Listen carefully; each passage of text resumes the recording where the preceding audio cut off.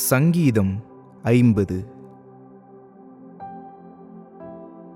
வல்லமையுள்ள தேவனாகிய கர்த்தர் வசனித்து சூரியன் உதிக்கும் திசை தொடங்கி அது அஸ்தமிக்கும் திசை வரைக்கும் உள்ள பூமியை கூப்பிடுகிறார்.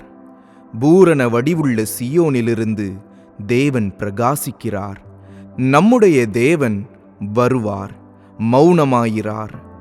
அவருக்கு முன் அக்கினி பட்சிக்கும், அவரை சுற்றிலும் மகா புசல் கொந்தளிப்பாயிருக்கும். அவர் தம்முடைய ஜனத்தை நியாயந்தீர்க்க உயர இருக்கும் வானங்களையும் பூமியையும் கூப்பிடுவார். பலியினாலே என்னோட உடன்படிக்கை பண்ணின என்னுடைய பரிசுத்தவான்களை என்னிடத்தில் கூட்டுங்கள் என்பார். வானங்கள் அவருடைய நீதியை அறிவிக்கும். தேவனே நியாயாதிபதி. என் ஜனமே கேள், நான் பேசுவேன். இஸ்ரவேலே, உனக்கு விரோதமாய் சாட்சியிடுவேன். நானே தேவன், உன் தேவனாயிருக்கிறேன். உன் பலிகளின் நிமித்தம் உன்னை கடிந்து கொள்ளேன்.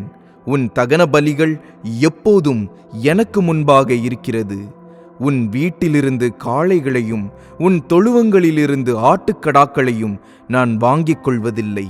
சகல காட்டு ஜீவன்களும் பர்வதங்களில் ஆயிரமாயிரமாய் திரிகிற மிருகங்களும் என்னுடையவைகள். மலைகளிலுள்ள பறவைகளையெல்லாம் அறிவேன். வெளியில் நடமாடுகிறவைகளெல்லாம் என்னுடையவைகள். நான் பசியாயிருந்தால் உனக்கு சொல்லேன். பூமியும் அதன் நிறைவும் என்னுடையவைகளே. நான் எருதுகளின் மாம்சம் புசித்து ஆட்டுக்கடாக்களின் இரத்தம் குடிப்பேனோ? நீ தேவனுக்கு ஸ்தோத்திர பலியிட்டு உன்னதமானவருக்கு உன் பொருத்தனைகளை செலுத்தி ஆபத்து காலத்தில் என்னை நோக்கி கூப்பிடு. நான் உன்னை விடுவிப்பேன், நீ என்னை மகிமைப்படுத்துவாய். தேவன் துன்மார்க்கனை நோக்கி, நீ என் பிரமாணங்களை எடுத்துரைக்கவும் என் உடன்படிக்கையை உன் வாயினால் சொல்லவும் உனக்கு என்ன நியாயமுண்டு?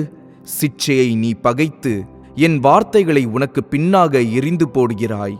நீ திருடனை காணும்போது அவனோடு ஒருமித்து போகிறாய். விபசாரரோடு உனக்கு பங்குண்டு. உன் வாயை பொல்லாப்புக்கு திறக்கிறாய். உன் நாவு சற்பனையை பிணைகிறது. நீ உட்கார்ந்து உன் சகோதரனுக்கு விரோதமாய் பேசி உன் தாயின் மகனுக்கு அவதூறு உண்டாக்குகிறாய்.